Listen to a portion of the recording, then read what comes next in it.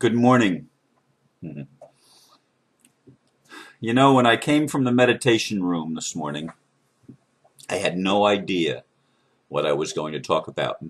Sometimes I panic when that happens, because I used to. I don't so much anymore because I know if I haven't been given a clear leading as to what to talk about, that I'm going to find it in my emails when I come to the computer. And I'm going to share a couple of things with you today from the computer, and one of them will actually be the topic. But before I even get to that, I had a few friend requests in today's batch of new emails. Friend requests being for Facebook. And I always write to and welcome each new friend, or at least that's my intention to do that. I hope I don't forget anybody. As well as new subscribers, I tend to acknowledge each person that does that, as well as people's birthdays. I know I've forgotten sometimes on the birthdays, but that's rare that I forget. Anyway, I got a couple of letters this morning. One of them was with the friend request, and it's from a lady named Irene who lives in Indonesia. And she wrote, "Dear Mr. Ron Van Dyke, I totally love your videos and been spreading it around some friends who are interested to learn more.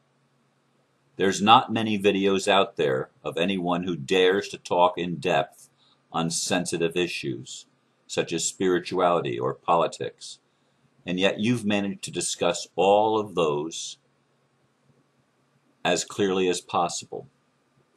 Most of the things you express on the videos truly resonate with me. I would not be able to express it as clearly as you do. Whenever I feel tired of repeating my opinions to some friends, I just refer them to your videos instead of typing over, and none of them fall asleep watching. It truly makes people think, and you have been a tremendous help to me." Big smile. "Thank you so much for all the videos. It truly makes a lot of difference in my circle." And one of the people that I welcomed this morning, by the way, that video is less than, or that email from Indonesia is less than 2 hours ago. That was just before 3 o'clock my time that it was received. And another new friend, Tracy, whom I welcomed, commented, "Thank you for accepting me. I watch your links all of the time. And being a part of this great awakening, I believe I was born to do this." And again, she gives me a big smile. And I so appreciate comments like this. I don't always share them, and I know I get these things like this almost every day. But I needed it this morning because it was something that I had to share for today's video.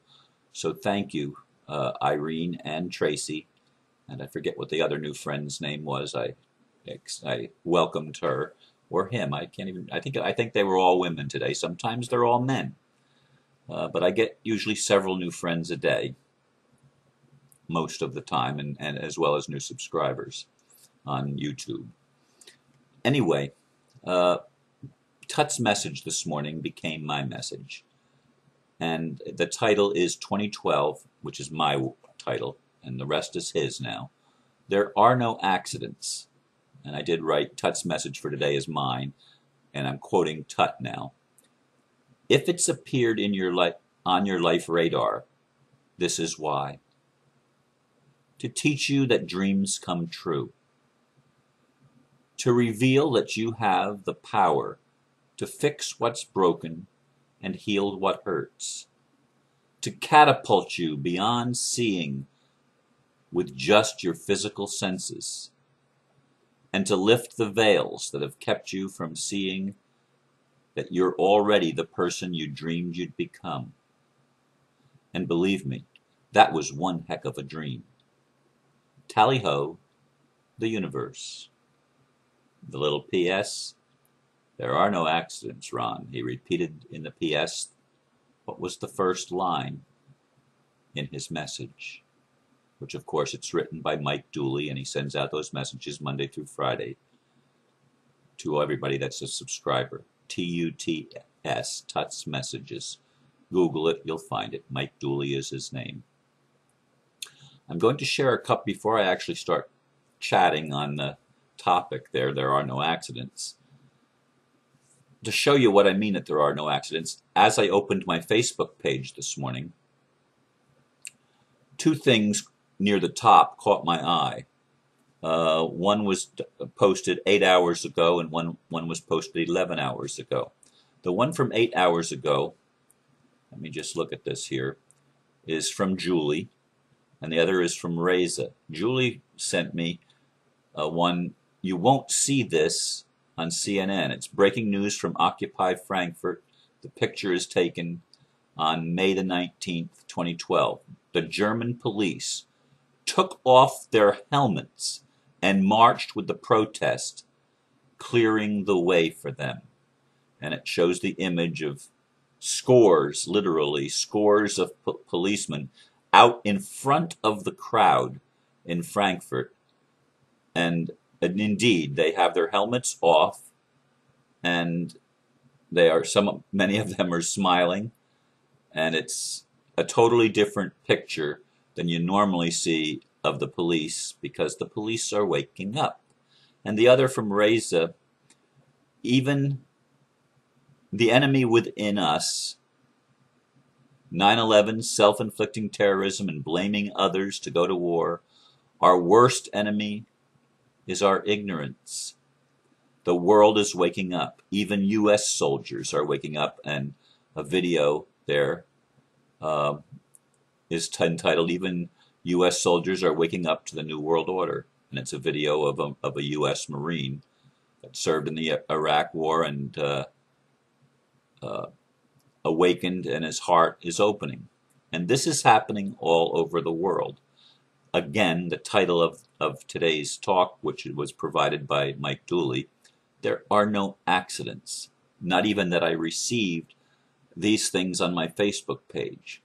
So sometimes I don't get them directly from Spirit in the way of meditation, and all of a sudden I get an aha moment, and oh, that's what I'm supposed to talk about. Now, sometimes that is how it happens, but sometimes it isn't. And I'm learning more and more that Spirit speaks in everything, including Facebook, including emails, including incidences.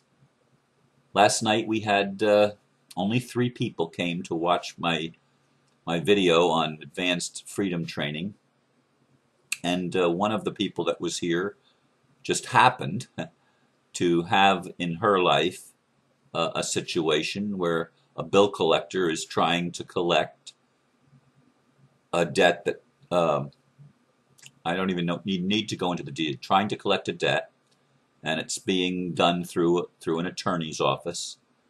And we were able to provide last night the exact remedy or course of action through the video and then talking afterwards that is needed for her to respond to the claim of these people. You have to understand something. Debts, at least in the United States, and I imagine it's the same on the world over, at least in the so-called developed world, debts are all procured by insurance. There is insurance carried by the lending institutions, if you will, which don't really lend, but that's beside the point. These institutions are insured so that the deposits and everything else are insured, and when there is a bad debt, it is discharged, and the insurance company pays the institution at least most of the money that was lost in the bad debt, so that there is no risk taken at all by these lending institutions, because they have set up the structure so that it self-protects and self-generates almost. It's all automatic, except the people are in ignorance. As the one posted, our worst enemy is our ignorance. We don't realize this. Then, once the debt is actually paid back by the insurance company, it's a satisfied debt now. You don't owe it anymore, but they don't tell you you don't owe it anymore. They sell it for pennies on the dollar to collection agencies who then work in conjunction oftentimes with law firms to try to collect the debt that's already been discharged by the insurance company. They try to collect the debt from you. So the advanced freedom training that I've been trying to get people to look at explains how you handle this.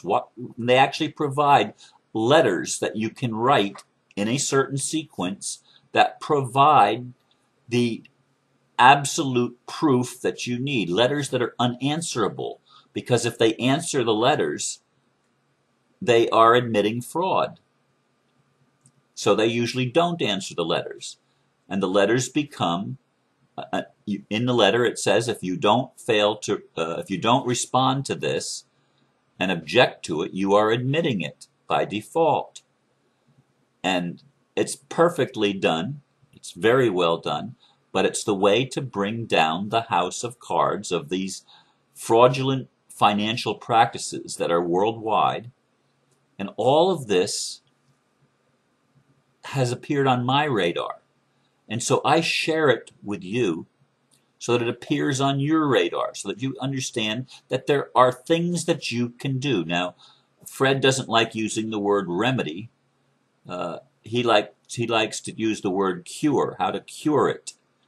And that's one of the things, that you have the power to fix what's broken and heal what hurts and cure what's diseased. And the financial system of our world is a diseased financial system. We do need to see beyond the physical, but we need to even see the physical, because what's there is more than what we're told is there. We don't know how to interpret it. So I hope that I'm helping you in my daily videos of providing ways that you can interpret what's going on in the world and understand that we have the power. The power is in the people. It is not in the institutions created by and for the purpose of having a new world order that dominates the whole world and holds the whole world in abject poverty and slavery so that we can serve the elite. No, there's only one of us here, and that is spirit, having many expressions and many experiences called individual lives, and we are all working together, whether we're playing dark roles or light roles. We're all working together to awaken humanity. This is the great awakening. This is the shift of the ages that's going on. There are no accidents. Even Obama and all of the political people that we love to hate, or at least some people love to hate, even the banksters, even the lawyers who, the synonymous name with lawyer is liar, because they are trained liars, because they are supporting generally a system that's built on fraud, because the entire financial system is built on fraud. But it protects the people that own the system. Everything there is for them win-win. And they keep that game going on by making everybody else believe that the other people, we, the people, the 99%, are the losers. We are the slaves. We are the debtors, and they are the creditors. They don't tell us that we are actually the creditors, because Spirit, God, Creator, whatever you want to call it, placed God's self in each of us, so that we are all children of God. And we're taught many times that it has to do with religion or something like that. It has nothing to do with religion. Religion oftentimes is nothing but an impediment to greater understanding. Religion is often nothing more than simply covering up the truth with layers upon layers of ignorance and deception. Because we all have within us what the masters tried to tell us, but what we've done is we've put the masters up on pedestals and and they are the great ones, and we are the insignificant ones. And that's a deception. That's a deception. You are gods, the psalmist wrote. You are gods. Know you not that you are gods? And Jesus confirmed that.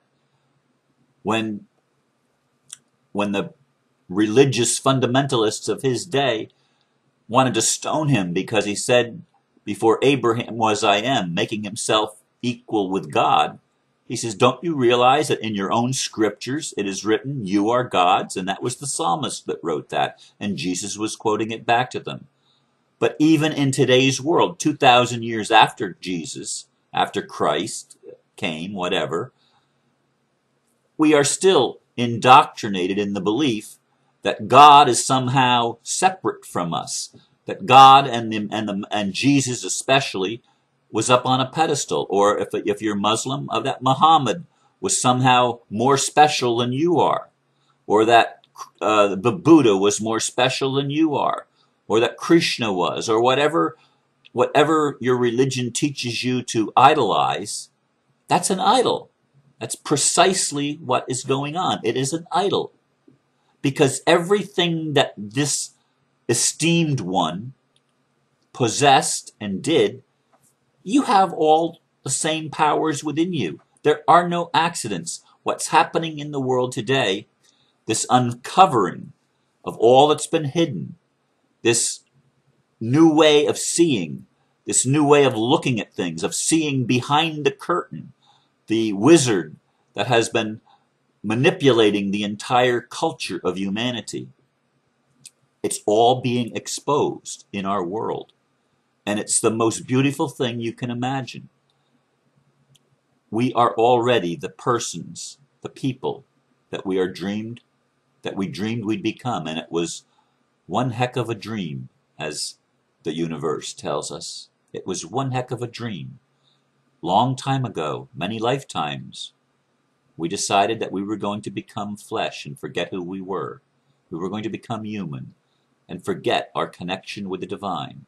But it was all a divine plan. It was all a masterful dream. And we're waking up because we have created a nightmare to wake us up. And even the nightmare is part of the dream. And it's all good. I want you to see that. I want you to meditate on that. Think about it. Ponder it. Chew on it.